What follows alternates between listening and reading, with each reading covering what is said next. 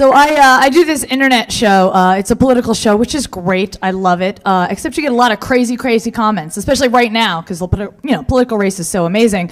You get so many amazing comments by doing the show. Like the other day, I got a comment that said, Jodi Miller should have been at the end of a rusty wire hanger 30 years ago. I know, he thinks I'm 30. That's awesome. Hope he's in casting, because that would be awesome. Pretty sure my cat ejaculates on my back in the middle of the night. It's not even a joke, it's just a genuine concern I'm having. He does that kneading thing, where he kneads for 20 minutes, and then he shakes violently, and then passes out.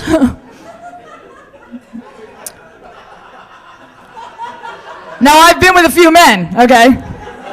And that's what they do, right? They make you feel good for like 20 minutes, then they shake violently, then they pass out.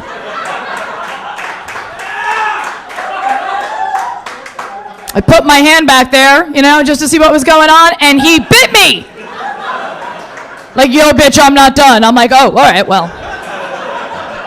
My bad, I don't.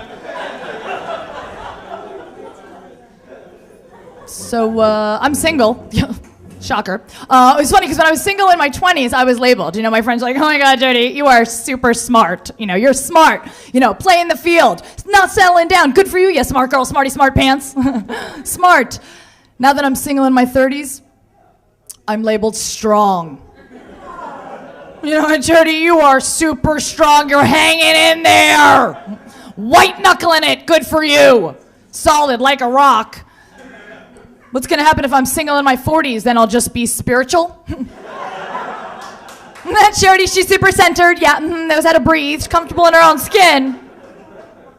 Single in my 50s and I'm sassy. And there's sassy Jodi, sassy. Single in my 60s and I'm cynical. There's that cynical bitch, Jodi. Single in my 70s, well then I'm a lesbian. Because why not, really? I love being single, actually. It's funny because all my friends want to fix me up with people, and you can tell a lot about what your friend thinks about you by the people they set you up with. I'll tell you that. There's one date I went, they were like, oh my God, Jodi, this guy is perfect. You're going to love him. We went out to a really nice restaurant. We were having a nice time. He turns to me, he's like, do you mind if I smoke? I was like, no, he's a social smoker. It's good. This guy whips out a joint. But he was really proud because he rolled it with tobacco, so you couldn't smell it, and he's so proud of it. I thought, really? Wow, because I'd be more turned on if you whipped out a line of Coke. Because Coke says, I have money and I know how to party. Pot says, I like to eat and play video games. And that's what we did all night long, so that's funny. And then another guy my friends hooked me up with, they're like, okay, well, he's a little bit older, do you have a problem dating a guy in his 50s? And I was like, no, I get there, this guy is 59, 11 months, and 2 weeks. Okay, that's 60. Okay, don't be misleading. And that's not the worst part. The worst part is he was shaped like a pear. I don't know if you know this look. Okay, it's really small and just enormous on the bottom. Okay, now that's not a good look for anyone. It's just like, make up your mind, either be really fat or really thin. Because I know what to do with that, If you hook up with a guy who's like really fat, you're all like, yeah, baby, oh, you're stocky, climb on top.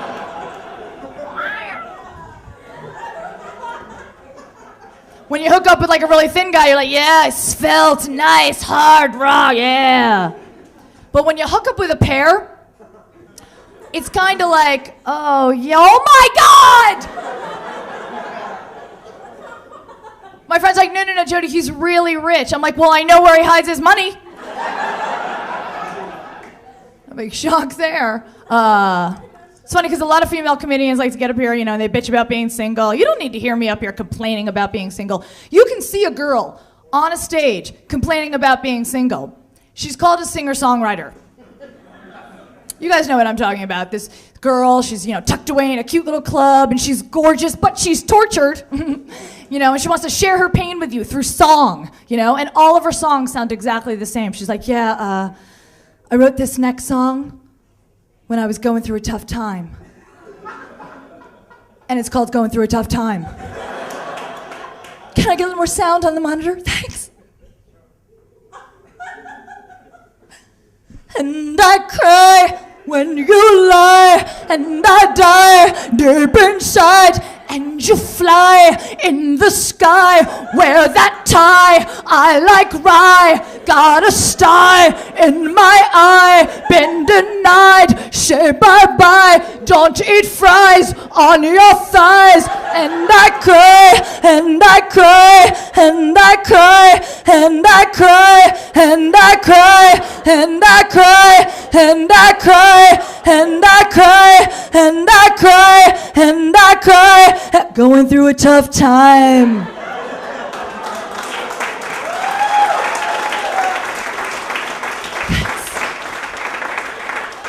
Hate those girls, hate them.